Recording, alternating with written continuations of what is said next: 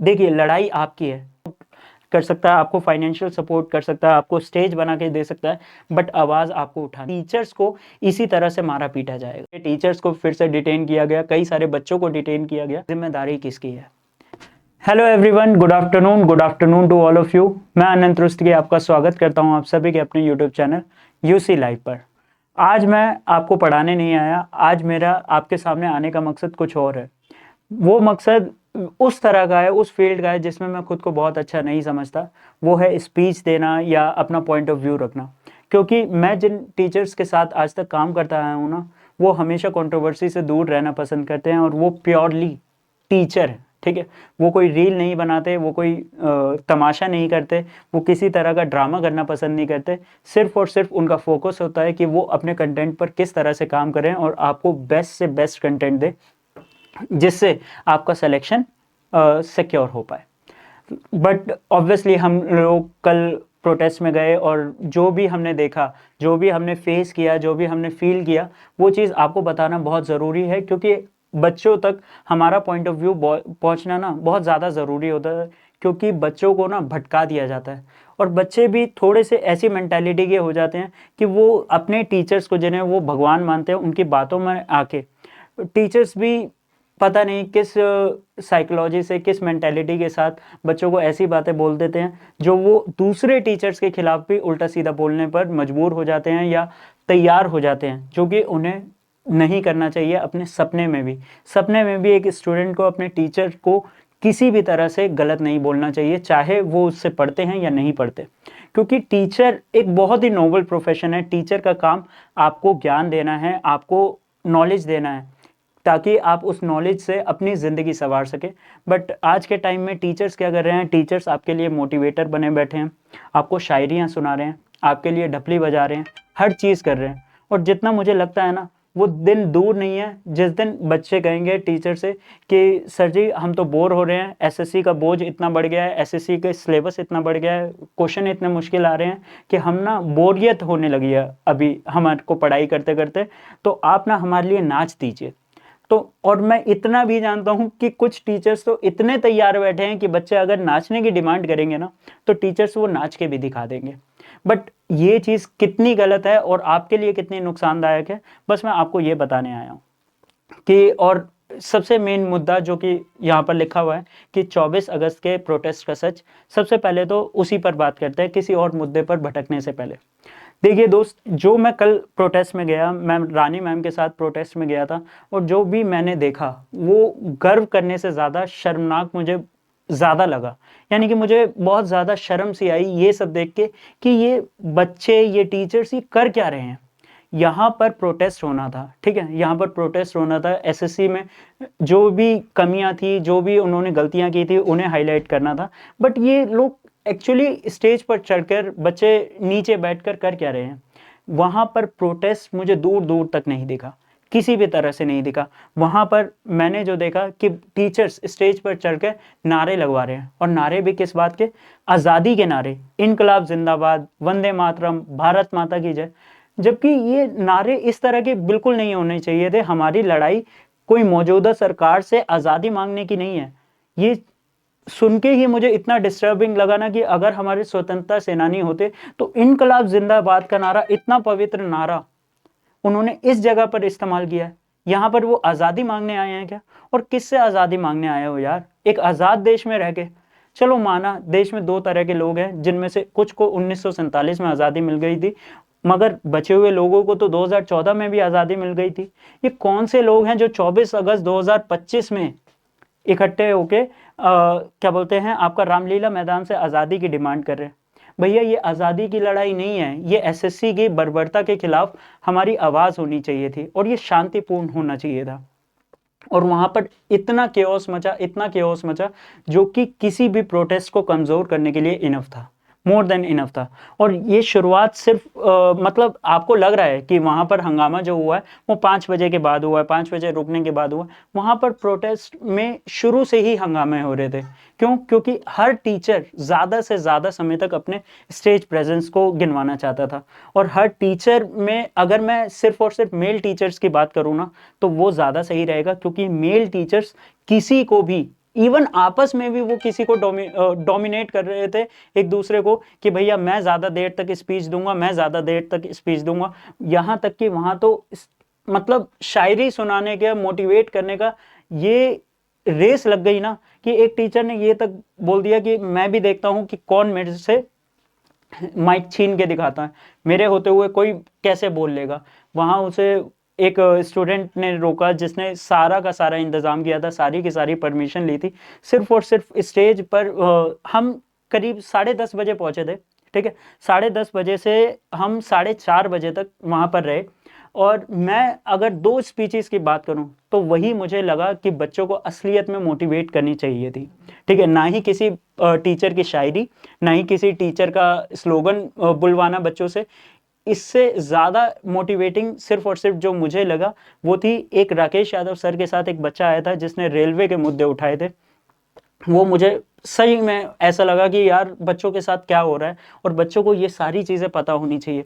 Rakesh Yadav sir ने बहुत खूबसूरत खूबसूरत चीज़ें बोली। उन्होंने कहा कि भाई टीचर को आप वीआईपी कल्चर बैन कर दो, वीआईपी कल्चर बंद कर दो। किसी भी तरह से आप किसी भी टीचर को सेलिब्रिटी की तरह ट्रीट मत करो कि आप उसके साथ सेल्फियाँ खिंचवा रहे हैं, आप उसके ऑटोग्राफ ले रहे हैं, आप उसके पैर छू रहे हैं।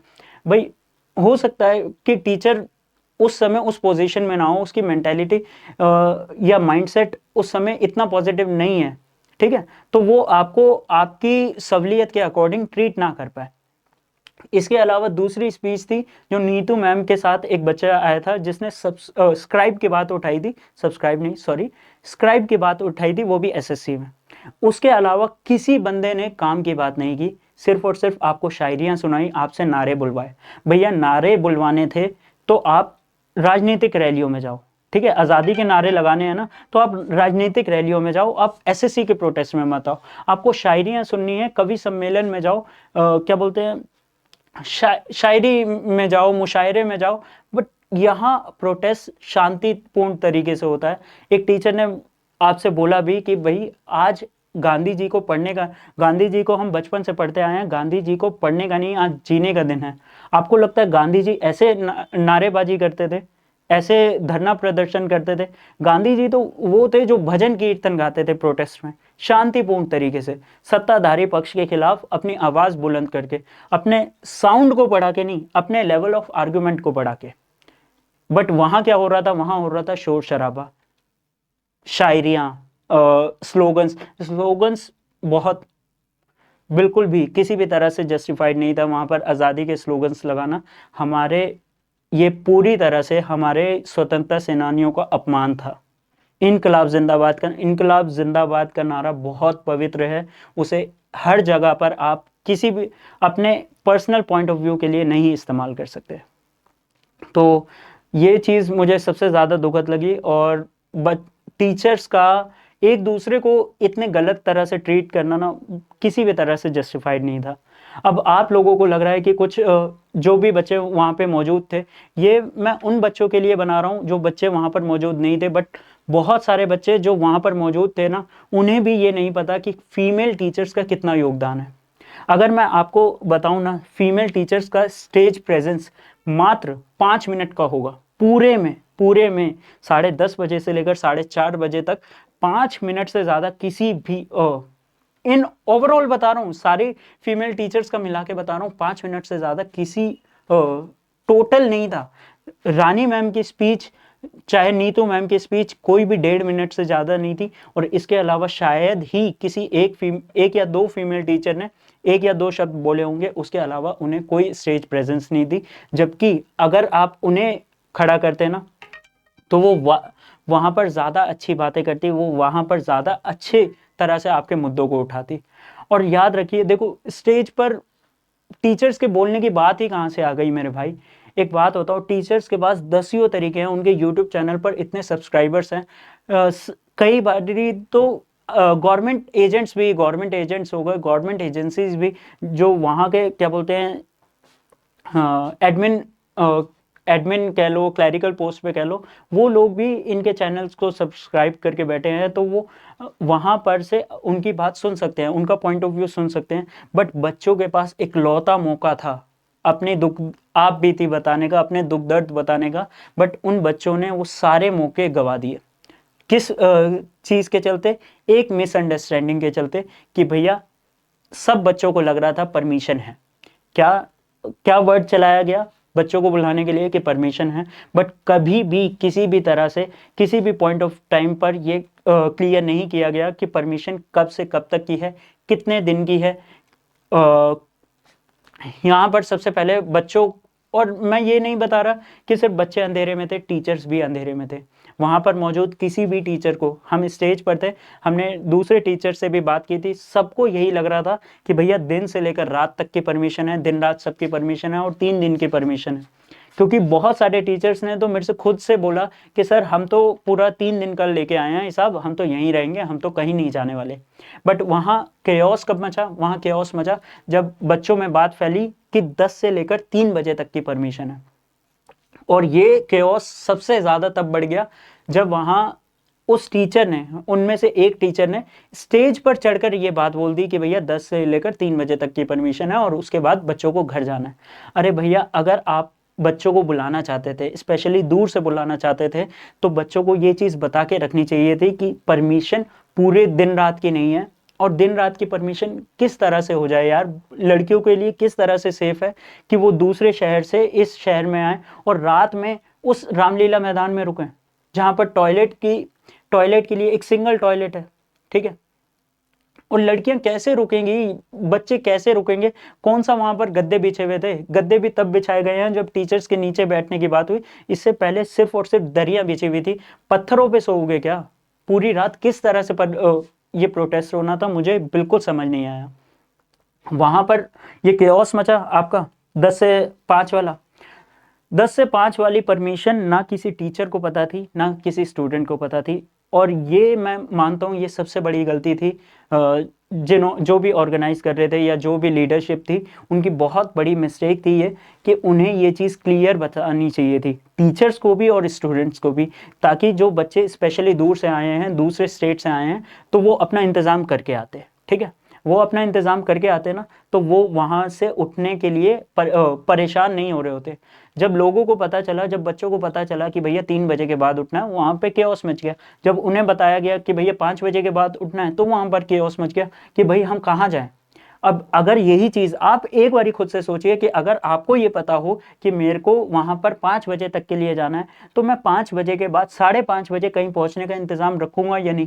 मेरे माइंड में बहुत क्लियर होगा कि यार मुझे इस तरह से रुकना है, या मैं इंतज़ाम नहीं भी कर सकता तो मैं अपने कंसर्न फैकल्टी से या जिस भी फैकल्टी के कहने पर मैं जा रहा हूँ, वहाँ से उसकी टीम से बात करूँ कि भाई 5 बजे के बाद आपका क्या इंतज़ाम होगा। बट वहाँ पर इसी वजह से सारा केओस मच गया, क्योंकि किसी भी बच्चे को क्लियर नहीं था। ना बच्चे क्या बोलते हैं ग्राउंड छोड़ने को राजी थे 5 बजे के बाद, ना टीचर्स भी। क्योंकि मैंने ऐसा नहीं बोलूँगा कि भाई ये मैं बच्चों पर डाल रहा हूँ, क्योंकि कई टीचर्स ने मैंने स्पीचेस सुनी उनकी कि भाई बच्चों ने जाने से मना कर दिया। हम तो बोल रहे थे कि बच्चों 5 बजे के बाद चले जाओ, बट बच्चे नहीं जा रहे थे, तो हम कैसे चले जाते? तो आप ये बताइए, उन टीचर्स के साथ जो वहाँ पर रुके, उनके साथ अगर गलत हुआ, पुलिस ने, प्रशासन ने अगर गलत किया, तो उसके लिए कौन जिम्मेदार है? आप मुझे बताओ कि कौन जिम्मेदार है? उन पर लाठियां अगर चली, उन्हें डिटेन किया गया, तो उनके लिए वो बच्चे जिम्मेदार हैं जो वहां पर रुकना चाहते थे, वो वहां से नहीं जाना चाहते थे, या वो टीचर जिम्मेदार हैं जिनको पता था कि 10 से 5 की परमिशन है और उसके बाद भी उन्होंने बच्चों को क्लियर नहीं किया?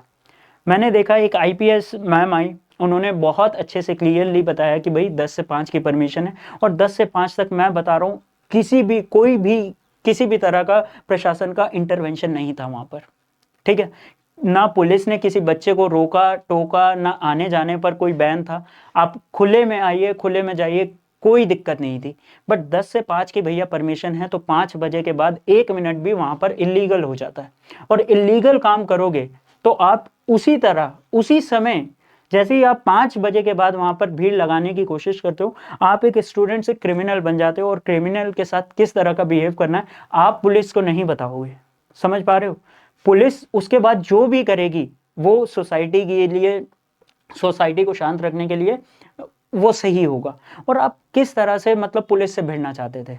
वहां पर रुक के पुलिस से भिड़ने का आपका मोटिव क्या था, आपका इंतजाम क्या था कि आप इस चीज को लेके आप भीड़ दिखा के पुलिस से भिड़ लोगे क्या?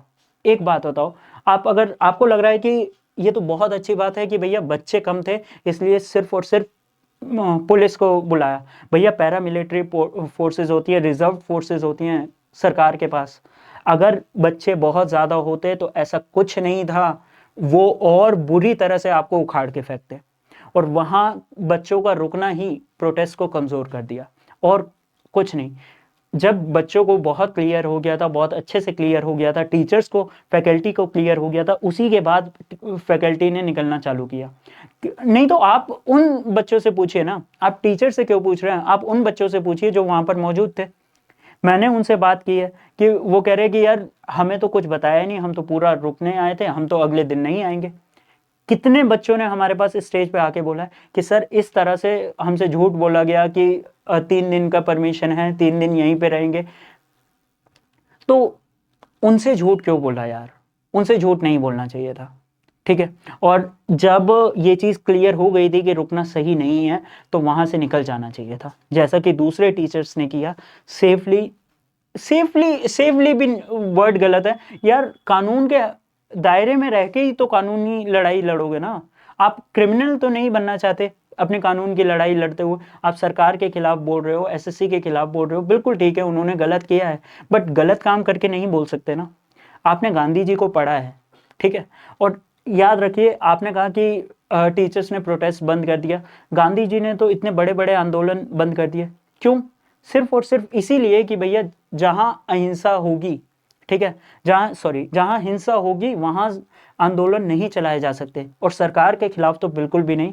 तो ये चीज आपकी बहुत गलत लगी कि आपने टीचर्स को ही उल्टा बोलना चालू कर दिया कि भाई 5 बजे के बाद क्यों चले गए। अरे भैया, जहां 5 बजे के बाद रुकना इलीगल है तो वो इलीगल काम क्यों करें? और आप क्या चाहते हैं? आप मुझे ये बताइए, आप क्या चाहते हैं कि टीचर्स आपके लिए क्या क्या करें? आपके लिए अपने कंटेंट पर वर्क करें, आपके लिए रीले बनाएं। आज के टाइम में हर टीचर को, जो टीचर, इस देश ने आपको इतने बढ़िया बढ़िया, इतने महान महान टीचर दिए, Rakesh Yadav sir, Neetu ma'am, Aditya Ranjan sir, Gagan Pratap sir, Abhinay Sharma sir, रानी मैम, और विक्रमजीत सर, और सॉरी मैंने अगर किसी टीचर का नाम ना लिया हो, इतनी परफेक्ट आपको टीचिंग का क्या बोलते हैं बैंड दे रखा है। और आप उनसे क्या करवाना चाहते हैं? आप उनसे चाहते हैं कि भैया हमारे लिए प्रोटेस्ट कर रहे हो तो उसकी रील बनाओ। आप प्रोटेस्ट कर रहे हो, कितने लोग आए, टीचर की यूट्यूब चैनल पर जाके देखेंगे, लाइव में देखेंगे कि हाँ भैया इतने बंदे आ गए हैं तो मैं जाऊंगा, तो वरना मैं नहीं जाऊंगा। आप उन टीचरों से पढ़ने की जगह आप ये सारा काम करवाना चाह रहे हो, रील बनवाना चाह रहे हो, शायरी सुनना चाह रहे हो, मोटिवेशनल काम करवाना चाह रहे हो। अरे भैया, अगर टीचर यही सब करता रहेगा तो पढ़ाएगा कब आपको? अपने कंटेंट पर वर्क कैसे करेगा? और आपको क्या लग रहा है कि कंटेंट पर वर्क करे बिना आपका सिलेक्शन दिलवा देगा? वो नहीं दिलवा पाएगा, ठीक है। अगर वो पूरे टाइम रील ही बना रहा होगा तो कंटेंट पर वर्क उसकी टीम करेगी, और मेरे हिसाब से टीचर से परफेक्ट तो नहीं है उसकी टीम। तो उसकी टीम जो भी आपके लिए तैयारी करके देगी, आपका कंटेंट बना के देगी, वही कंटेंट आप पढ़ेंगे, और उसके चलते नुकसान किसका होगा? ये बच्चे ही हैं जो टीचरों को मजबूर कर देते हैं सबूत देने पे कि भैया आप प्रोटेस्ट में गए थे या नहीं, प्रोटेस्ट में गए थे तो कितनी देर रुके थे, कितने बजे से कितने बजे तक। और मैं तो ये तक देख रहा हूँ कि यार चलो ये प्रोटेस्ट वगैरह की रील तो छोड़ो, बच्चे इस लेवल पर उतर गए हैं। बट मेरे को नहीं लगता, सही बताऊं ना, जेन्युइनली नहीं लगता।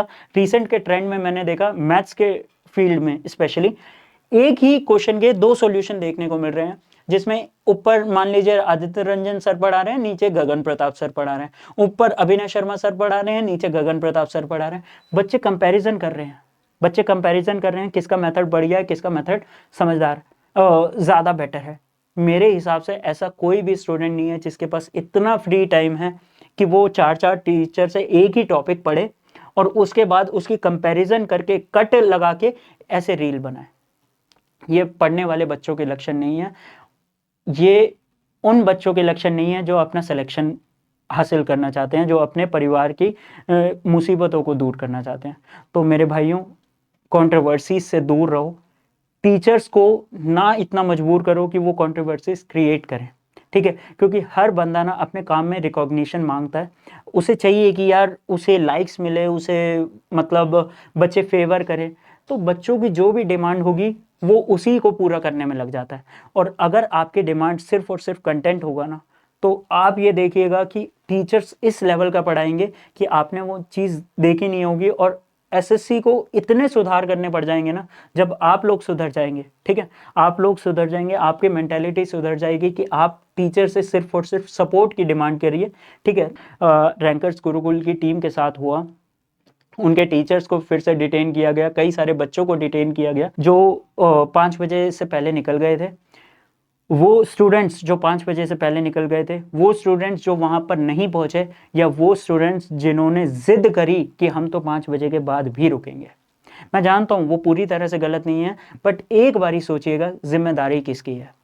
टीचर्स को हम माँ बाप मानते हैं, हम भगवान मानते हैं, अपना गुरु का स्थान देते हैं। क्या हम अपने टीचर्स को लाठी खाते हुए देख सकते हैं? क्या आप देख सकते थे कि अगर आपके माँ बाप वहाँ पर खड़े होते और लाठी चार्ज हो रहा होता? भाई मैं तो नहीं देख सकता था, ठीक है। अगर मेरे दिमाग में 1% भी आएगा कि यहाँ पर लाठी चार्ज हो जाएगा और मेरे साथ रानी मैम है, तो मैं रानी मैम को पूरे टाइम बस यही बोलूँगा कि मैम चलिए, आपका सेफ रहना ज़रूरी है, ठीक है। तो आप एक बारी सोचो यार, भगवान की तरह हैं, आप कहते हो कि आपके पिता की तरह हैं, आपके माता की तरह हैं, आपके बड़े भाई की तरह हैं, आप उन्हें बिठवा रहे हैं अपने प्रोटेस्ट के चलते, ठीक है। वो लोग परमिशन लेके आए हैं आपके लिए 10 से 5 की, आप 10 से 5 प्रोटेस्ट करिए, अगले दिन आइए। रानी मैम ने चलते टाइम भी कहा, ठीक है, प्रशांत सोलंकी सर से और आदित्य रंजन सर से मैम की बात हुई, मैम ने प्रॉपरली उन्हें बोला कि सर मेरे ना पैर में दिक्कत हो रही है, और आदित्य रंजन सर ने बोला भी कि मैम चले जाइए, कोई दिक्कत नहीं है, ऐसी कोई बात नहीं है। उनसे बात करके आए हैं यार, मैम पढ़ा नहीं पा रही, खड़े होके क्लास नहीं कर पा रही हैं, और आप उनसे ये कह रहे हैं कि आप भाग गई। बहुत, दैट इज़ रियली सैड यार। जिस पर्सन ने अपनी ज़िंदगी के इतने साल आपको फ्री कंटेंट दिया है, कोई पेड कोर्सेज, पेड बुक्स उनकी कितने टाइम बाद आई, उससे पहले तो आपके लिए नोट्स ही उनके मौजूद हैं, बट आपके यूट्यूब चैनल पर, टेलीग्राम चैनल पर इतने नोट्स हैं। और जब मैं ये मीटअप में भी जाता हूँ, वहाँ पर इतने बच्चे आते हैं जो कहते हैं कि मैम हमने आपसे फ्री में पढ़ाई की है, आप उस टीचर को कह रहे हो कि आप वहाँ से भाग गई। तो यार अगर आप ऐसे टीचर्स को डीमोटिवेट करोगे, ऐसे टीचर्स को गालियाँ दोगे, तो आप ये सोचो आपको पढ़ाएगा कौन, एक बारी सोचना। और मैं तो यही कहूँगा कि भाई फाइनली मेरा ये दी एंड है, मैं इसके बाद कभी भी कोई भी मोटिवेशनल स्पीच नहीं देनी या किसी भी तरह की स्पीच नहीं देनी, मैंने सिर्फ पढ़ाना है यहाँ पर।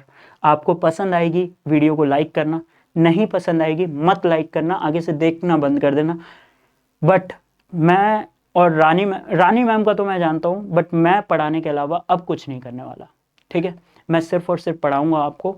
और मेरा आपसे इतनी ही गुजारिश है, स्पेशली उन स्टूडेंट्स से जो सिलेक्शन लेना चाहते हैं, मेरे भाइयों मेरी बहनों, कंट्रोवर्सी से दूर रहो, जितना हो सके उतना दूर रहो, वही चीज़ आपको सिलेक्शन के पास ले जाएगी, वरना इन कंट्रोवर्सीज़ में पढ़ के ना आपका कोई भला नहीं होने वाला, ठीक है।